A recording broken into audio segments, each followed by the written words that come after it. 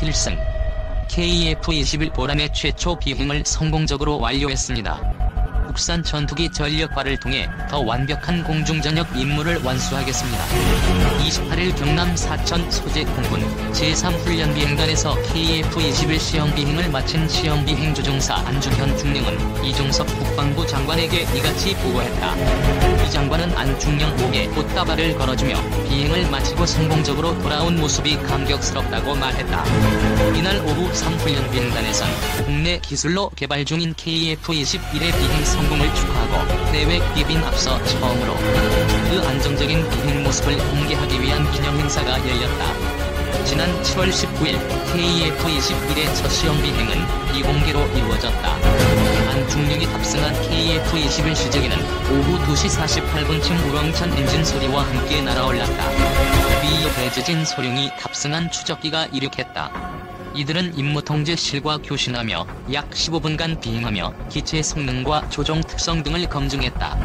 안중령은 항공기가 뜨기 전엔 긴장감이 있었으나 올라가선 긴장이 없었고 조종도 잘 됐다며 우리 손으로 만든 항공기에 처음 기회를 얻은 데 감사하고 안전하게 마쳐 모든 분께 감사하고 수고했단 말을 전하고 싶다고 밝혔다. KF-21은 한국 항공우주산업 주관으로 우리나라와 인도네시아가 공동 개발 중인 4.5세대급 전투기로서 지난 2016년 개발을 착수했다. 타이는 작년 4월 9일 CJ 1호기 조립을 완료해 출고했고 이후 각종 지상시험 및 비행 준비 절차를 거쳐 올 7월 시제기의 최초 비행에 성공했다. 전 세계에서 4.5세대 이상 첨단 초음속 전투기 개발에 성공한 국가, 지역은 미국, 러시아, 중국, 일본, 프랑스, 스웨덴, 유럽 컨소시엄에 이어 우리나라가 8번째다. 항미사업청은 한국형 전투기의 최초 비행 성공은 안전한 비행과 이착륙이 가능함을 확인했다는 의미라며 비행시험 단계로 진입해 본격적인 성능 검증이 시작된다는 점에서 개발 과정에 의미 있는 성과라고 설명했다. 이와 관련 국방부 이 장관은 이날 행사에서 지난 20년간 KF-21 개발을 위해 헌신해온 타이와 방사청, 공군, 협력업체, 학계와 연구소에 감사드린다며 KF-21이 미래전장을 지배하는 영공수호의 주역이자 북핵 위협을 억제하는 데 큰 역할을 할 것이라 기대한다고 말했다.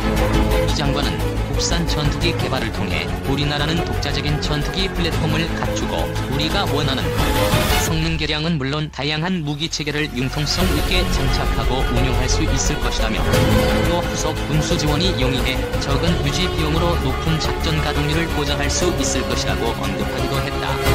국회 국방위원장인 이훈승 국민의힘 의원도 이날 행사에 참석. KF-21 비행 성공은 첨단 전투기의 국내 개발이 현실화되는 순간이고 미래 첨단 과학기술 강군의 상징이라며 국내 항공기술을 한 단계 더 높이는 역사적인 이정표가 될 것이라고 의미 부여했다.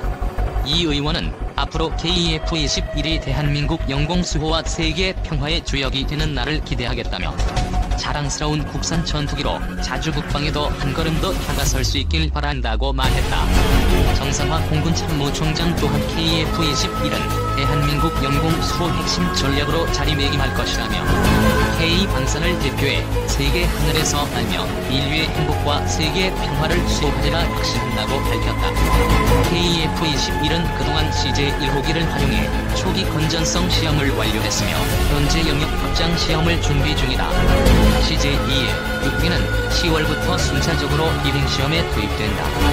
KF-21의 비행시험은 초기 건전성 영역 확장 성능 검증 무장 적합성 공용 적합성 등 단계별로 성능을 확인하고 검증하는 방식으로 진행된다. KF-21은 총 2000여 회의 비행시험을 거친 뒤 오는 2026년까지 시험 평가를 진행하고 체계 개발을 완료할 예정이다. 공군은 이후 2026에서 32년 KF-21 양산이 이루어지면 이를 전력화한다는 계획이다. KF-21은 특히 현존 세계 최강 공대공 미사일로 평가되는 미티어를 아시아 최초로 장착하고 능동 이상 배열 레이더 등 첨단 장비를 국산화해 활용하게 된다. 강구영 카이 사장은 KF-21은 7월 19일 이후 10여 회의 어렵고 위험한 시험 비행을 거쳐 오늘 비로소 항공기로의 첫 비행과 함께 장관에게 출생 신고를 했다며 이제 날틀에서 비행기가 됐고 다시 전투기로 태어나기 위한 여정을 시작한다고 말했다.